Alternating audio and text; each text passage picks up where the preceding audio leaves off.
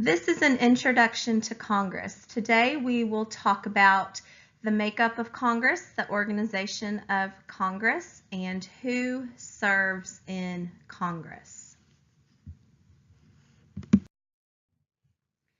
This, of course, is a picture of the United States Capitol building, the home of Congress. If I was in class, if we were in class today, I would ask you who has ever been to Washington, D.C.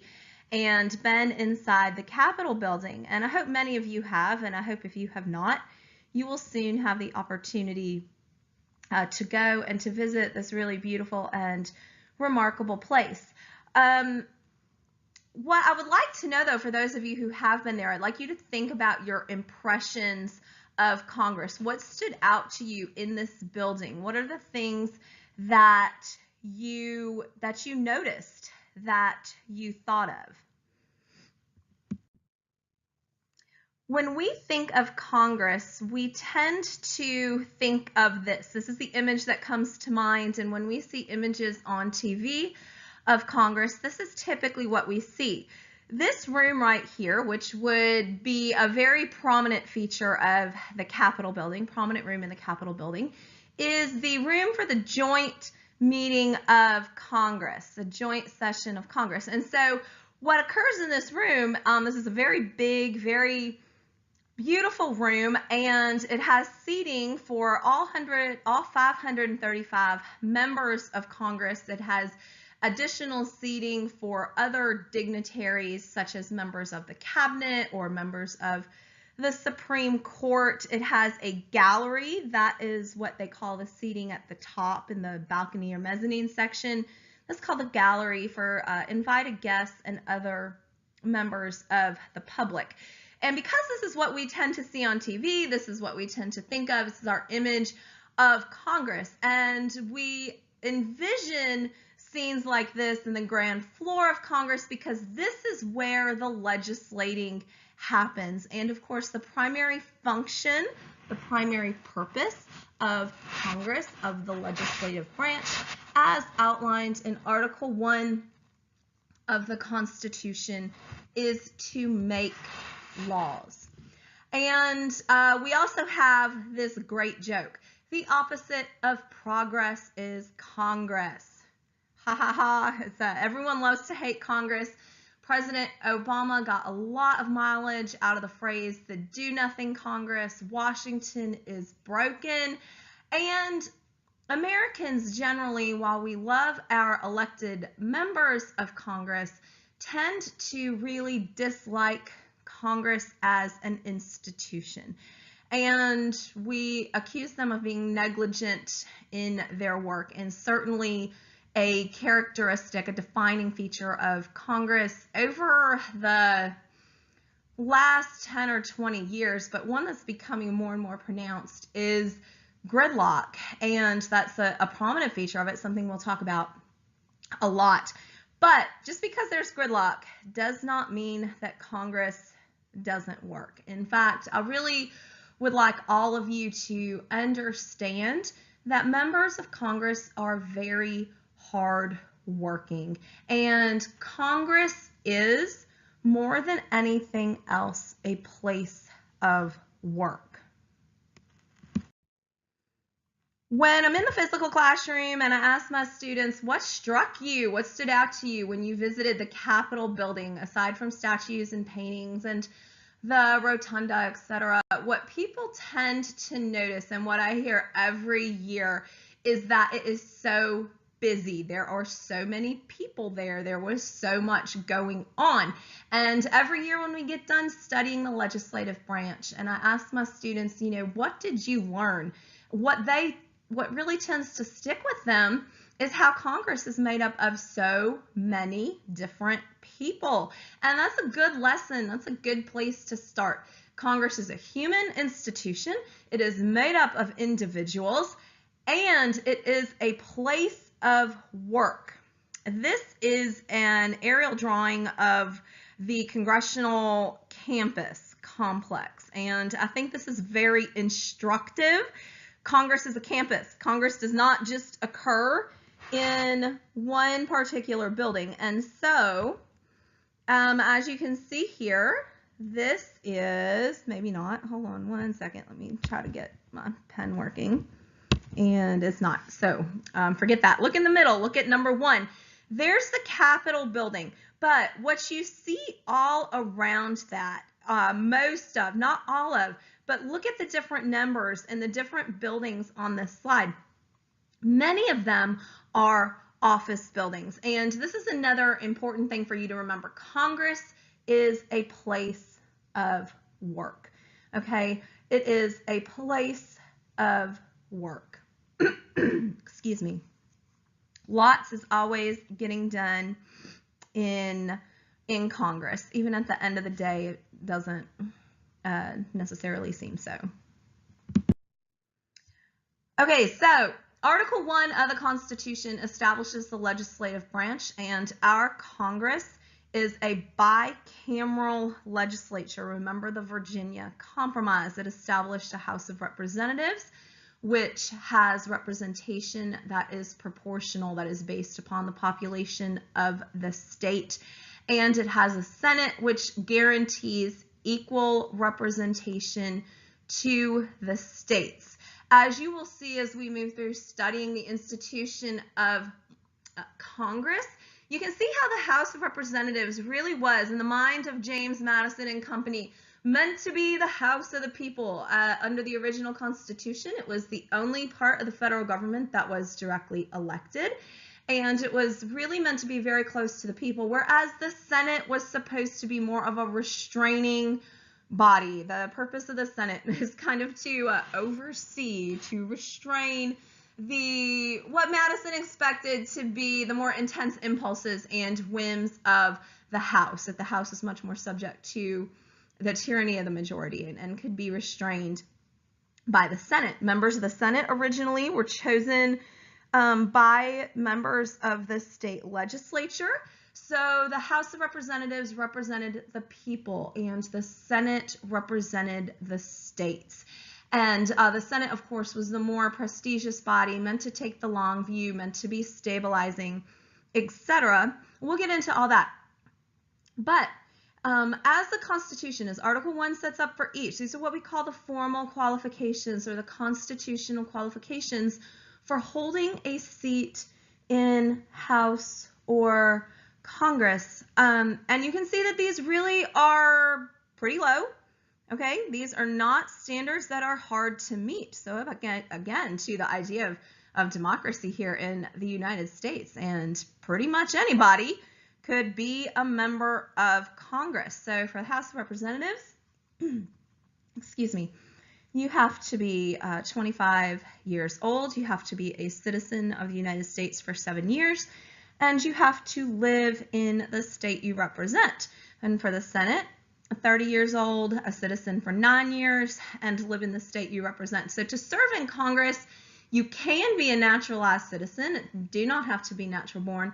And as far as residence within the state that you represent, what establishes residence or qualifies as residence is left to the state to make those determinations and laws.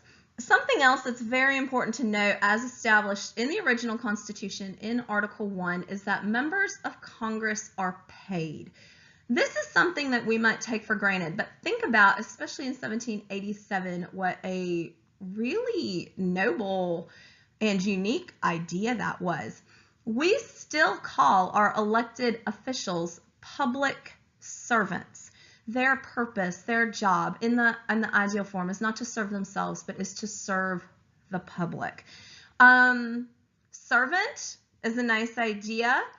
It's not necessarily the correct word because they are paid. They are salaried legislators, so this is their job in some ways. The ideal of Parliament in England was to be staffed by, or its membership was to be made up of gentlemen who gave their time in service to the country. It was a gift, and in order to be able to make that gift, they needed to have enough money to not be paid for that. And one of the great political arguments of the late 18th and 19th centuries in Europe was over whether or not members of legislative bodies should be paid, because this, of course, opens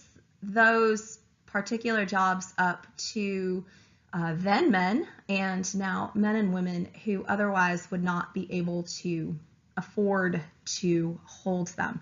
So that was really one of the very innovative and rather revolutionary aspects of the Constitution, is that members of Congress would be paid.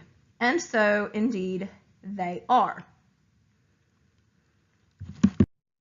In addition to having formal qualifications for Congress, there are, of course, many informal qualifications as well. I think we tend to hold our elected officials to a little bit higher standard of 25 or 30 years old and a certain number of years of citizenship, etc.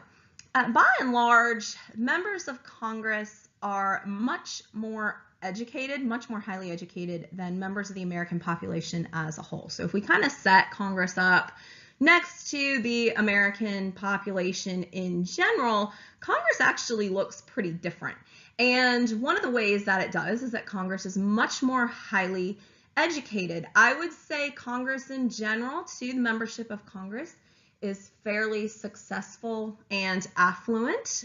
These tend not to be people who are failures at life, who achieve this political office. And while 25 and 30 years old are quite young, and there are some rather young members of Congress who make Congress their one and only career, professional politicians, most members of Congress arrive there by other means, meaning politics is their second career. They do something else first. And so think about what these jobs might be. What leads people to Congress?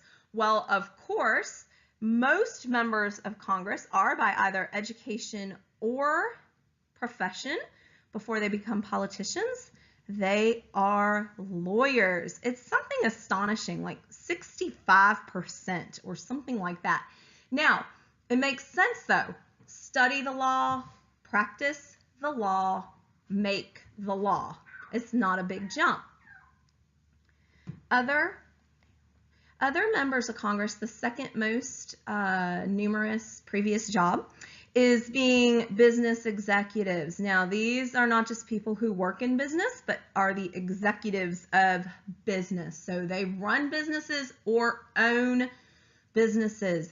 There are lots of doctors in Congress. There are lots of farmers in Congress, and there are lots of teachers. There's lots of other professions too, but think about what we learn about this, okay? These are professional jobs. These are jobs that require a pretty fair amount of education, and people tend to go into politics after having careers that required them to be very familiar with government and with policy. So it kind of makes sense that that would be your leaping off point into a political job. You are familiar with policy, you are affected by policy, really up close, you have an understanding of it, and that leads people into the making of policy.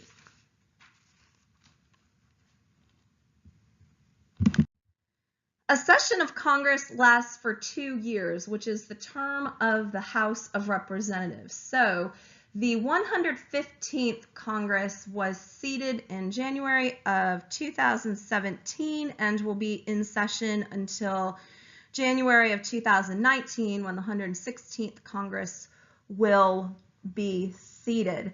In the House of Representatives, there are currently, as of December 2017, 239 Republicans, 193 Democrats, and 3 vacancies. So I know you can see this number right here is 238. The most recent number I could find is 239. I have no idea what these vacancies are about, but you can see here on this graphic there's 1, 2, 3, 4. So one of them has been filled by a Republican. It was probably that seat in Georgia that Oscoff person was that we found on the FEC website. was running for as a Democrat and did pretty well in Georgia. So we'll see. This is the current makeup. As we will see, party is very important in Congress, and Congress is very often accused of being hyper partisan, and certainly I think there's a lot of evidence to suggest that there is some hyper partisanship in Congress.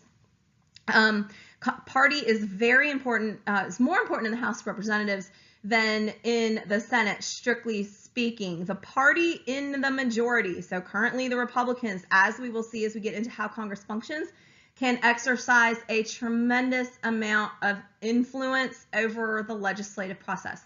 Very importantly, the majority party in both the House and the Senate gets to choose leadership. It is one of the perks of the majority. In the Senate, and this information is current as of January 3rd, 2018, so it includes the flipping of Jeff Sessions' seat in Alabama from the Republican Party to the Democratic Party. 51 Republicans, 47 Democrats, and 2 independents.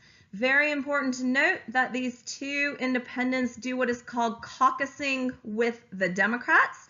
So they didn't run for their seat as Democrats, but they operate within Congress like Democrats. So a very narrow majority. Party, of course, is incredibly important in the Senate as well. The Senate is less structured than the House, so it doesn't necessarily have as big of an impact. But it is very important. And something that's really interesting and very significant is that partisan majorities in the Senate, whether held by Republicans or Democrats, have been getting smaller over the last 20 years. And I would contend that the real gridlock in Congress is in the Senate. It's not a do-nothing Congress, it's a problematic Senate.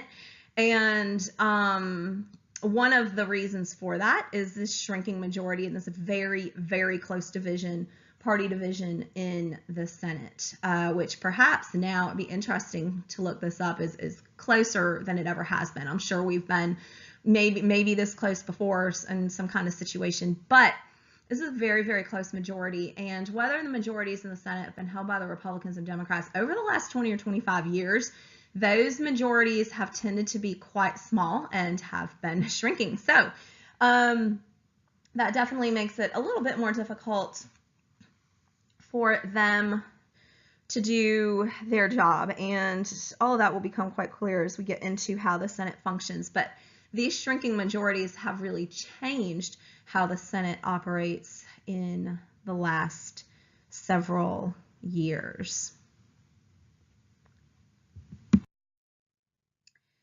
I think this is a really interesting graphic. Who is in Congress? Congress is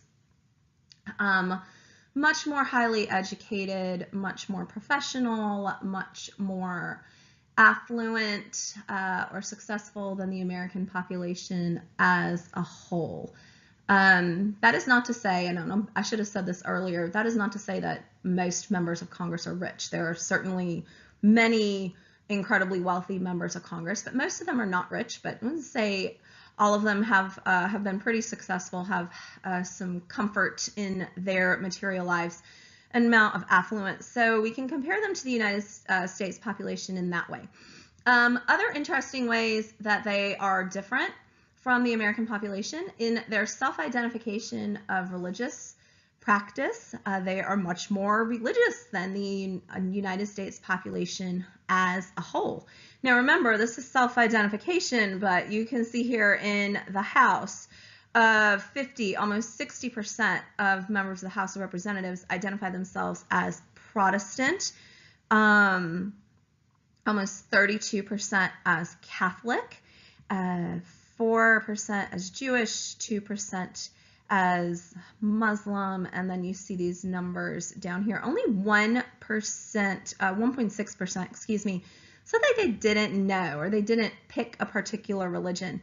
This number in the United States population as a whole is about 16%. So that's a remarkable difference. We have 1 Buddhist member of the Senate, 9 Jewish members of the Senate. So the Jewish population, if you look at it from a demographic perspective, is overrepresented in Senate. 7 Mormon senators. So again, that's a much greater representation, especially coupled with the 2%, 9 members in the House of their numbers in the population. 26 Catholic. So Roman Catholics are well overrepresented in the Congress, and then 55 members as Protestants. So nobody in the Senate says that they don't know or they don't have a religion. And so again, this is much higher than the population as a whole. Something else besides their religious makeup, members of the Senate are married in much higher numbers than the population as a whole. So again, I think we hold our elected officials, what do we learn from this? I think we tend to, in these informal qualifications, we want people who are successful. We want people who are educated. We want people who are, really kind of make those ideals, whether they have successful marriages or they are religious, they are practicing Catholics or they are churchgoers or something like that. We as Americans, I think we still tend to have those ideals of our best selves, right? And that those are the people that we elect to public office. Congress is also older and whiter than the American population as a whole. I don't think anybody would find that to be surprising. The older part, I think, is okay. Kind of goes with the experience and the just kind of long view and growth that would lead somebody to go into politics. But it's much more male and much wider than the population as a whole. Women are the most underrepresented group in Congress. You can see here just shy of 51% of the population and right about 20% of Congress. Now, that being said, there are more women in Congress today than at any time in history. So that's moving that way. The African American population, just shy of 14% of the population, 9% of Congress, Hispanic, 17%, and 7% of Congress, and Asian American population, 6%, and just shy of 3% of Congress. So Congress really isn't a very diverse institution, but that is also changing rather quickly. You can see here, now this does not include women, this breakdown does not include women, but you can see that over the years, and this goes back to 2001, 107th Congress, that Congress has steadily become more racially and ethnically diverse. Okay, again, not in large numbers, not quickly, but this is something, as in many other areas of life, is evolving rather rapidly, changing rather quickly. When we come back tomorrow, we will talk about how Congress is structured and organized.